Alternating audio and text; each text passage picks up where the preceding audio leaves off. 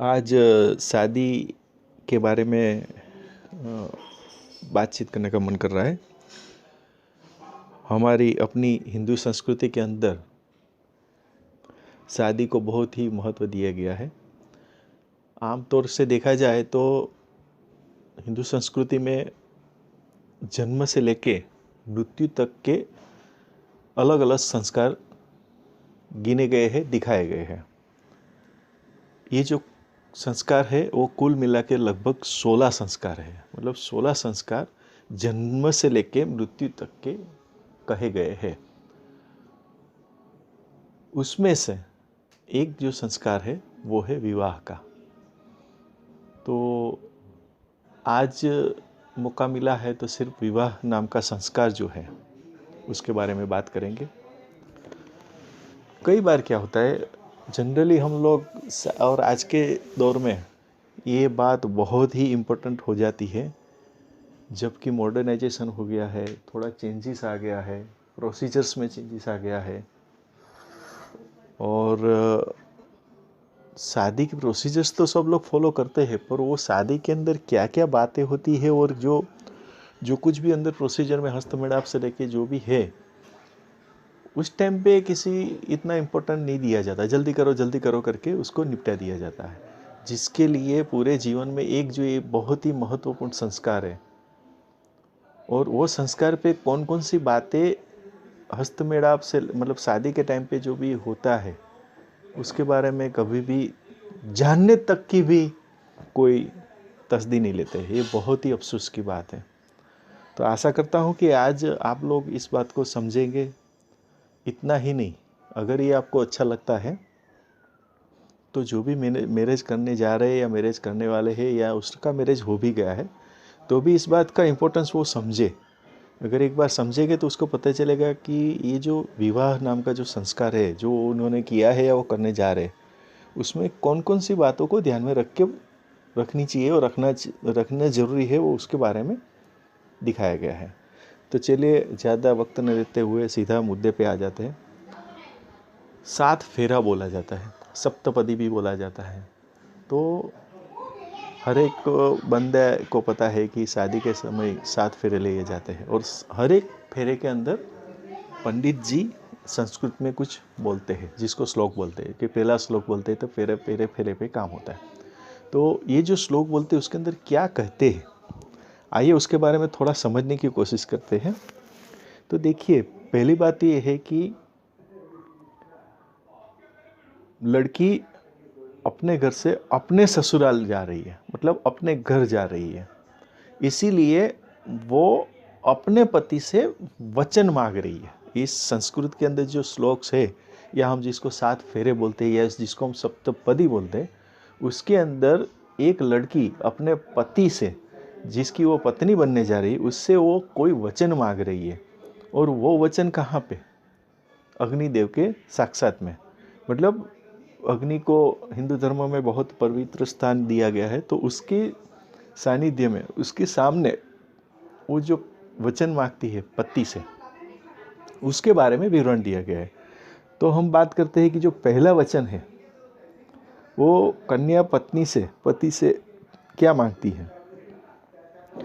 वो पहले वचन में ये बोलती है कि जो भी धार्मिक कार्य है उसके अलावा व्रत, उपवास, तीर्थ यात्रा, ये सब में, इन शॉर्ट वो जो भी रिलीजियस वर्क है उसमें वो उसके साथ रहेगी और उसकी सहभागी होके चलेगी।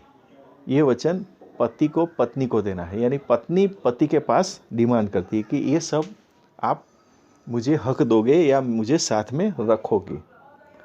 दूसरा वचन पत्नी पति से ये ले रहा है कि जैसे मैं अपना घर छोड़ के, मेरे माता पिता जी को छोड़ के आपके माता पिता को मेरे माता पिता समझती हूँ, उसको मान सम्मान देती हूँ, उसी हिसाब से आप भी मेरे माता पिता को उतना ही मान सम्मान और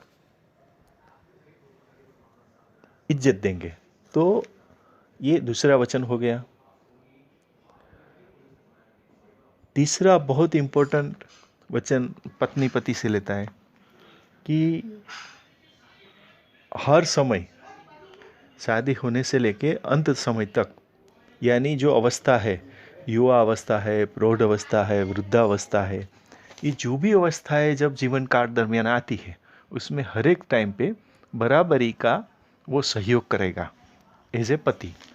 तो ये यहाँ पे उसकी सहयोग मांगने की बात की गई है।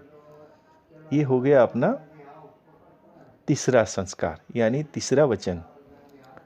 चौथा है कि शादी से पहले ऐसा समझा जाता है कि जो पुत्र है वो चाहे कितना भी मतलब जवाबदारी है या नहीं है वो इम्पोर्टेंट नहीं होता, पर शादी होने के बाद वो कुटुंब हो जाता है, वो श्रीमान हो जाता है। तो वहीं पे उसकी घर की जो भी जिम्मेदारी है वो सब जिम्मेदारी वो पति निभाएगा, और उसकी जो भी ज़रूरत है एज ए पत्नी वो उसको पूरी तरह से निभाने की जिम्मेदारी भी वो पति लेगा। ऐसी पत्नी पति से वचन लेती है।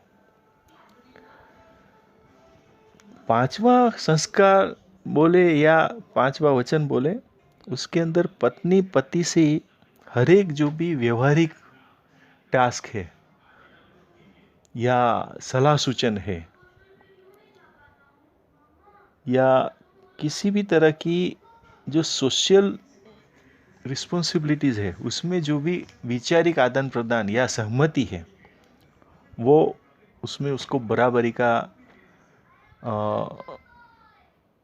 मान सम्मान देगा और उससे सलाह सूचन लेके ही आगे बढ़ेगा। ऐसी वचन पत्नी पति से लेता है। यहाँ से छठा वचन या छठा फेरा आप बोल लीजिए, वो उसमें भी पत्नी पति से अपनी खुद की सम्मान की बात करती है, रक्षा की बात करती है। उसमें वो ये चाहती है कि जब भी उसकी सहेली हो, कोई स्त्री हो, परिवार हो या कहीं पे भी जहाँ पे उसकी हाजिरी हो पत्नी की, वहाँ पे एज ए पति वो अपने पत्नी का किसी भी तरह से या किसी भी प्रकार से उसका अपमान नहीं करेगा। उतना ही नहीं, उसके साथ और एक वचन भी हिडन पॉइंट पे लिया जाता है कि ना ही तो कोई व्यसन करेगा, ना ही तो जुआ या ऐसी बुरी आदत से की लत लगाएगा, और है तो वो छोड़ देगा। सातवां जो संस्कार है वो बहुत ही अहम है। वहाँ पे बोला गया है संस्कृत में, और वचन ऐसा बोला गया है कि पर स्त्री को वो रिस्पेक्ट करेगा, उसको एक रिस्पेक्टिव नज़र से देखेगा। हालांकि संस्कृत में तो उसको यहाँ तक बोला गया है कि पर स्त्री को वो मान समान समझेगा। और जो उन दोनों के बीच में मतलब पति पत्नी के बीच में जो भी परस्पर प्रेम का जो भी सहयोग है, जिस वजह से वो पति पत्नी बने हैं, जो संबंध है, उसके अंदर वो संबंध के बीच में अन्य कोई सहभागी नहीं होगा। मतलब वो पति पत्नी का जो दोनों का सहयोग है, उसके अंदर त्राहित व्यक्ति का वर्जित माना गया है, या ऐसा वचन मांगती है पत्नी पति से कि अन्य कोई उसके जीवन में एज ए पत्नी नहीं आएगी। तो ये सब बात पूरे 7 फेरे, पूरे 7 वचन, पूरे 7 बात जो बताई, वो सब ये एक ही संस्कार में आ गई। हमारी भारतीय संस्कृति में कुल मिला के आगे बताए इस तरह से 16 संस्कार है।